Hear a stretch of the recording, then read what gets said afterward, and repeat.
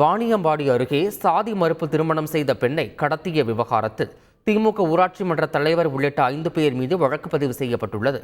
திருப்பத்தூர் மாவட்டம் சங்கராபுரம் பகுதியைச் சேர்ந்த தியாகு என்பவர் அதே பகுதியைச் சேர்ந்த ஒரு பெண்ணை கடந்த டிசம்பர் மாதம் 6ஆம் தேதி சாதி மறுப்பு திருமணம் செய்து கொண்டார்.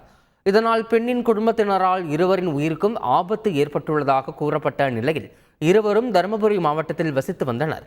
இதனைத் தொடர்ந்து கடந்த சில நாட்களுக்கு முன்பு தியாகு தனது மனைவியுடன் சங்கராபுரம் திரும்பியுள்ளார்.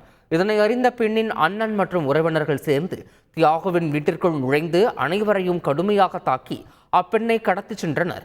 இச்சம்பவம் குறித்து தியாகு போலீசாரிடம் புகார் அளித்ததன் பேரில் பெண்ணின் தந்தை ராஜேந்திரன், சகோதரர்கள் ராஜ், பிரபு, ராஜேஷ் மற்றும் ஈச்சங்கால் திமுக ஊராட்சி மன்ற தலைவர் ஏழுமலை ஆகியோர் மீது வழக்கு பதிவு செய்யப்பட்டது. இதில் 3 பேர் கைது செய்யப்பட்ட நிலையில் தலைமறைவாக இருப்பவர்களை போலீசார் தேடி வருகின்றனர். ஒரு கேஸ் ஒன்று கொடுத்துடலாம்னு சொல்லி எஸ்பி ஆஃபீஸுக்கு போய் ஒரு கேஸ் கொடுக்கலான்னு நேற்று கிளம்பலான்னு இருந்தோம். கிளம்புற டைமில் அவங்க அடித்து அனாவசியமாக பேசி கூட்டிட்டு போனாங்க. பொண்ணு வரமாட்டேன்னு சொல்லிச்சு. பொண்ணை அடித்து வழியிலலாம் அடிச்சு நான் போய் கேஸ் கொடுத்தேன். எனக்கு பாதுகாப்பாக என் வீட்டுன்னு ஒரு போலீஸ் இல்லை.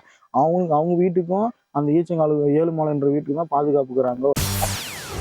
செய்திகளை உடனுக்குடன் தெரிந்து கொள்ள உடனே சப்ஸ்கிரைப் பண்ணுங்க.